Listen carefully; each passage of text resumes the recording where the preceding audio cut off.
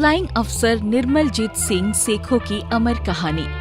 14 दिसंबर 1971 की सुबह पंजाब के जांबाज फ्लाइंग अफसर निर्मलजीत सिंह सेखों फ्लाइट लेफ्टिनेंट बलधीर सिंह घुमने के साथ श्रीनगर एयरफील्ड में स्टैंड बाय टू ड्यूटी पर तैनात थे।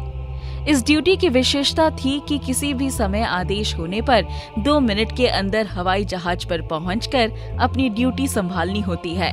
सेखों को सभी लोग भाई कहकर संबोधित करते थे। अपने साथियों और सहयोगियों के बीच जी मैन के नाम से पहचान बनाने वाले घुमन सेखों के वरिष्ठ अधिकारी होने के साथ साथ प्रशिक्षक भी थे। दोनों में बहुत अच्छा तालमेल था। भारतीय सेना पूरी तरह से सजग थी, लेकिन सर्दी में कोहरे के कारण पाकिस्तानी सेना ने कब भारतीय सीमा पर प्रवेश कर लिया पता नहीं चला। सेखों और घुमन उस समय चाय पी रहे थे।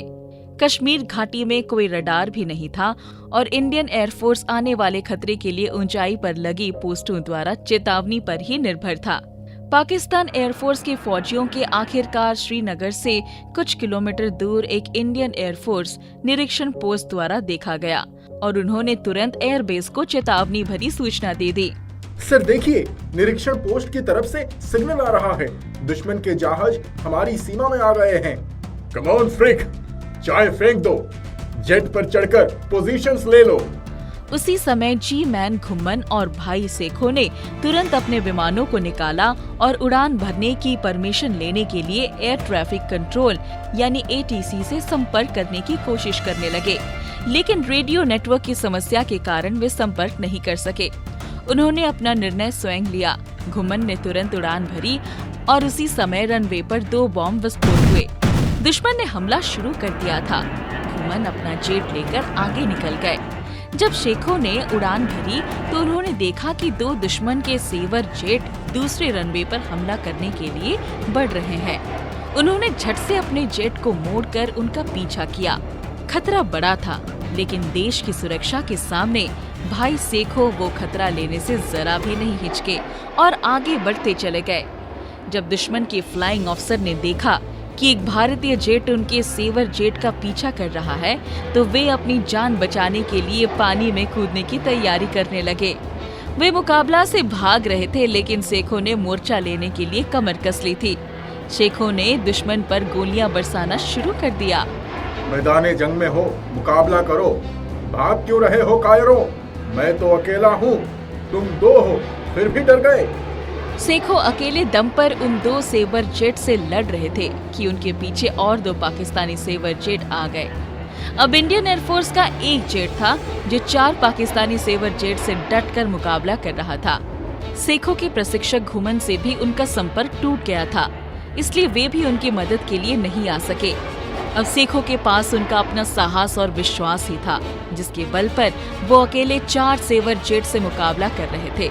सेखों ने अपने जेट से फायरिंग करते हुए चक्कर लगाना शुरू कर दिया।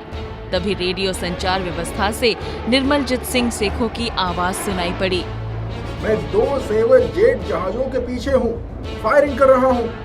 मैंने उन्हें रोक रखा है। आर पार की लड़ाई है। उसके कुछ ही पल बाद नेट से आक्रमण की आवाज आसमान आई और एक सेवर जेट आगे में जलता हुआ आसमान से नीचे गिरता हुआ नजर आया। तभी निर्मलजीत सिंह सेखों ने अपना संदेश सुनाया।